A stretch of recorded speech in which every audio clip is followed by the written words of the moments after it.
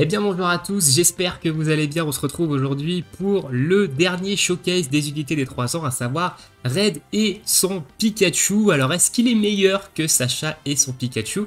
Je vous laisserai juger évidemment dans cette vidéo showcase.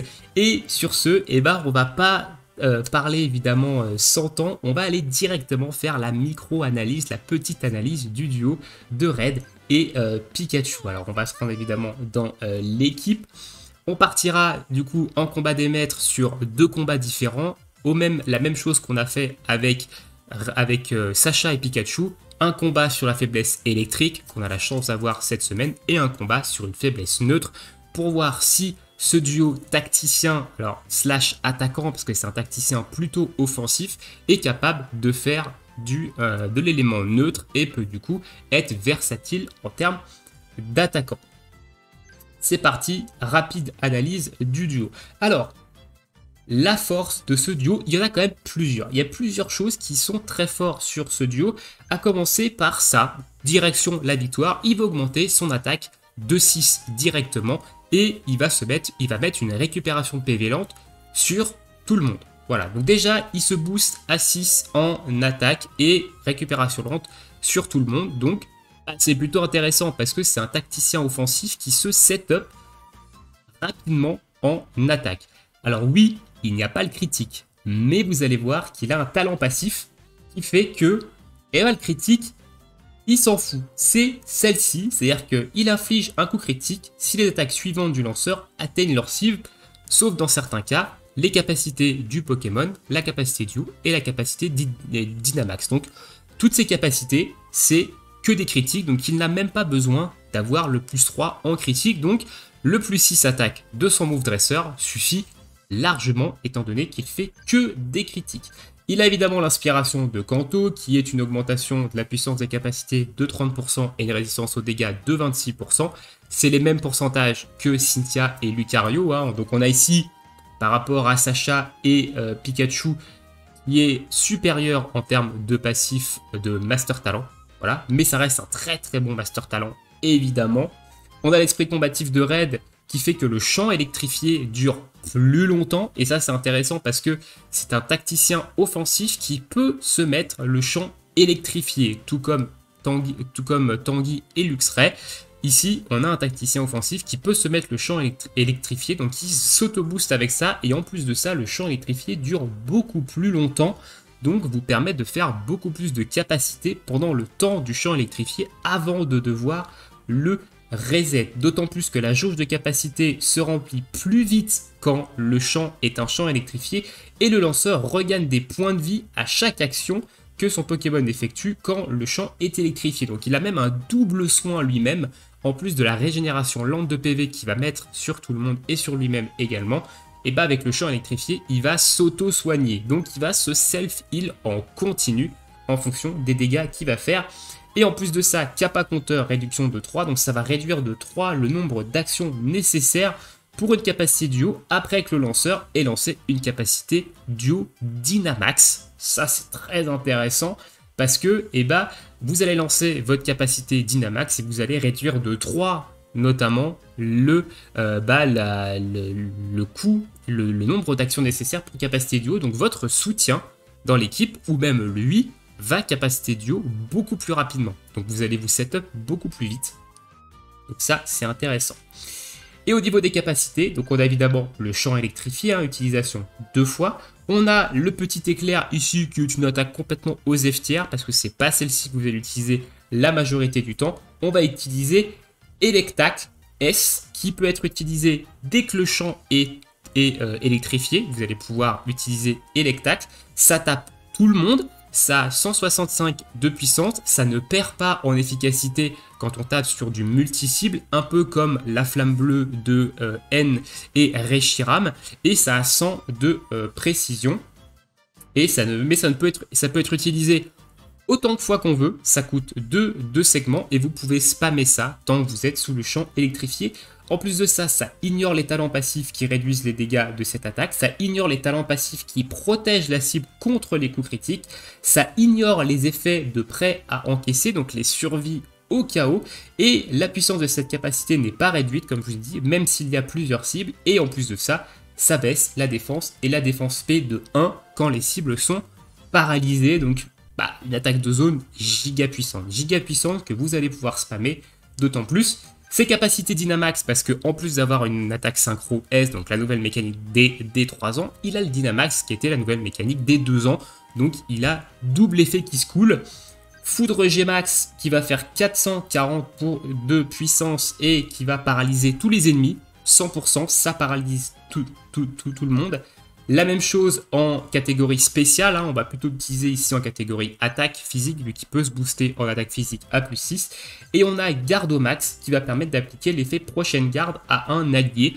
On va très rarement utiliser cette capacité Dynamax, on va surtout quasiment utiliser tout le temps Foudre G-Max en état physique au niveau des capacités Dynamax. Et sa capacité duo, elle augmente la puissance de l'attaque quand le champ est un champ électrifié, sachant qu'il est 6x, 330 de puissance, donc ça va faire un petit trou, notamment dans le duo dans lequel on va taper dessus. On va regarder rapidement son plateau duo gem et on ira également, ce fight. On ira se fight dans tout ça, donc on va choisir les Pokémon électriques, le raid il est là, et le plateau pareil, c'est un plateau que j'ai fait avec mon petit cerveau.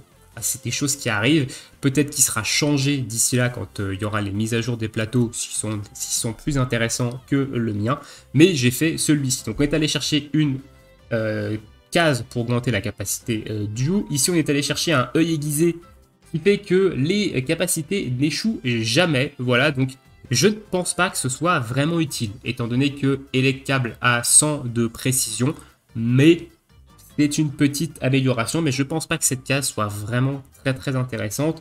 Sur le papier, ça avait l'air ouf.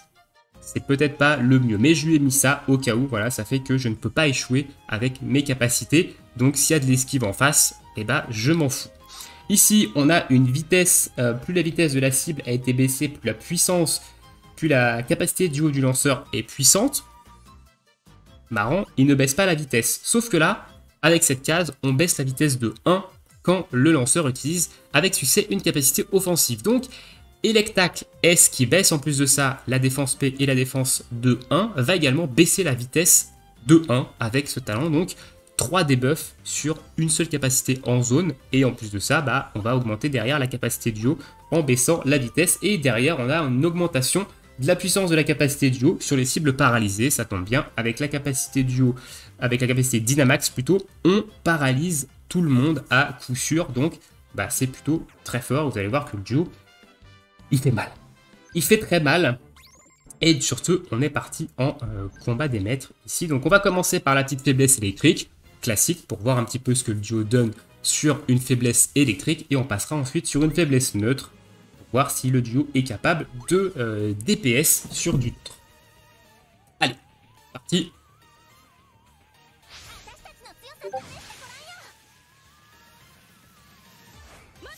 Allez, on se setup ici en attaque. On pose le champ électrifié. On réduit en plus de ça l'action compteur avec... Hop. On va Electacle directement ici parce qu'on va pouvoir capacité duo beaucoup plus rapidement grâce évidemment à notre ami Motisma. Hop, on va capa duo ici. Et on fera évidemment la Dynamax derrière. Donc là, on a perdu Lame et Igualta, ce qui est pas trop étonnant. Ici, le duo a fait quand même pas mal de dégâts. Ici, on a fait quand même pas mal de dégâts, 8000 sur la capacité duo. Capacité Dynamax derrière, 13000. Et on continue à spammer Electacle. Donc tous les ennemis sont paralysés en face. Et Electacle, voilà. Petite démo ici du duo. Le combat est allé et a été plutôt rapide. On fait quand même quasiment du 2K derrière avec le Fatal Foudre de notre ami Motisma. Et normalement le combat devrait être terminé si je ne dis pas de bêtises. Alors non, on a raté notre Fatal Foudre et du coup on va devoir reset ici pour un petit fail. Donc là c'est ma faute, c'est moi, j'ai fail, j'ai fait un mauvais move dans la rotation. Et vous avez vu les dégâts. Vous avez vu les dégâts du Poké, hein, ça pique un petit peu. Donc on va pas utiliser le Move Dresser de Motisma pour réduire notamment la capacité du haut. On va utiliser la Dynamax pour ça de Red et Pikachu. Allez, on est reparti du coup avec tout ça. Hop, c'est parti. Champ électrifié derrière.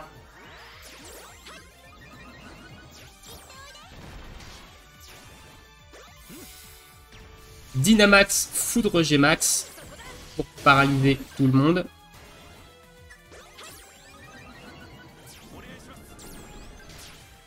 Et ensuite, on balancera capacité duo juste derrière et on partira sur du spam Electac. Voilà, 8000. Capacité duo. Il se soigne bien. Hein. Lame et Igualta, ça se soigne quand même plutôt pas mal. On va derrière Move Dresser pour réduire la prochaine capacité duo. Normalement, on ne devrait pas trop en avoir besoin. Ici, 17000.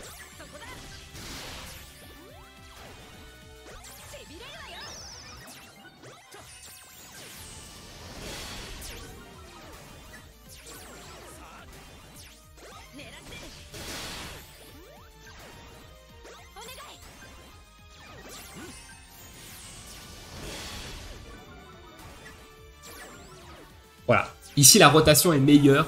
On a fait plus de dégâts avec Pikachu et on va pouvoir finir le combat sans trop de difficultés.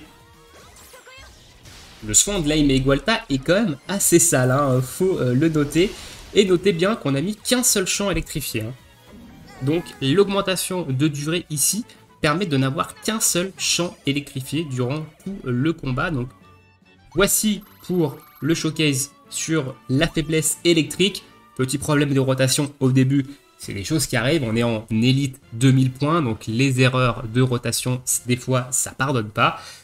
Mais le duo reste quand même plutôt efficace. On est parti cette fois-ci, on va partir sur Damien. Hein. On va changer un petit peu de duo ici. Donc Damien, il est recommandé d'avoir une augmentation de défense physique et une augmentation de défense spéciale. On va modifier légèrement l'équipe ici. Et on va prendre notre ami Tortank pour avoir un deuxième duo de Kanto, notamment hein, pour le Master Talent de notre ami Sacha, Red et Pikachu. Je sais pas pourquoi je dis Sacha. Et on est parti du coup sur la faiblesse neutre. On va voir un petit peu ce que le duo a dans le ventre et comment s'en sort le duo à ce niveau-là.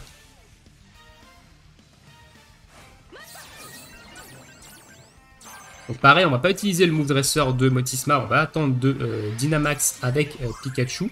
Et on va évidemment capacité duo ici en premier avec Tortank et non plus avec Pikachu. Pour évidemment le 6x de notre ami Tortank. Hein.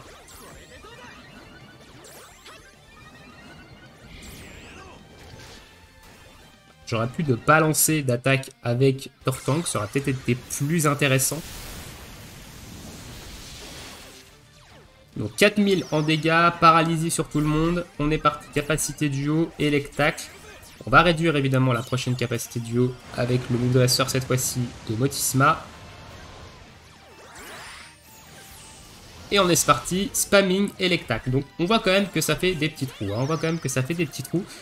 Récupération en plus de ça de PPC, donc ça c'est excellent. Ça va nous permettre de capacité duo beaucoup plus rapidement derrière. Là je vais attendre parce que le Move Dresser va nous permettre de capacité duo avec Pikachu direct. Et vous voyez que le champ électrifié en haut à gauche n'est toujours pas terminé. Hein. Il ne clignote toujours pas, donc c'est toujours pas la fin du champ électrifié. 24 000. 24 000 en capacité duo. Donc évidemment on a le boost de...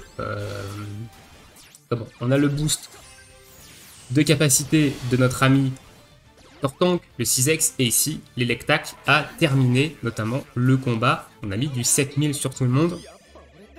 Très fort. C'est très fort ici, donc on a vu que ce combat était quand même assez expéditif. Il n'y a même pas eu de capacité duo en face. Voilà. Écoutez, voilà, pour le showcase de Red et Pikachu, je pense que ça sert à rien de faire autre showcase. Je vous ferai un showcase d'une équipe avec les 3 duos des 3 ans, donc à savoir les 2 Pikachu et le Lucario au milieu.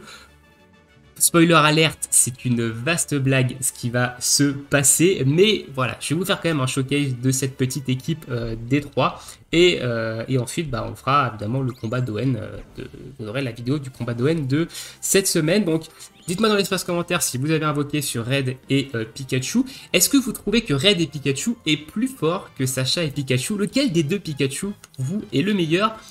Honnêtement, je sais pas trop. Je sais pas trop parce que le Sacha et Pikachu a un gros potentiel de dégâts mono-cible avec son tonnerre S et ses Fatal Foot font beaucoup de dégâts. À côté de ça, Red et Pikachu fait pas mal de dégâts multi-cibles avec son Electac. Il a l'Electac, le S plutôt, il a la faculté de faire de champs électrifiés, donc de boost encore plus, de s'auto-boost encore plus. Donc, je sais pas, c'est kiff-kiff entre les deux. Je pense que le Red et Pikachu est quand même légèrement au-dessus du Sacha et Pikachu. Mais dites-moi dans l'espace commentaire ce que vous pensez, vous, des deux Pikachu. Et nous, on se retrouve bientôt pour notre prochaine vidéo.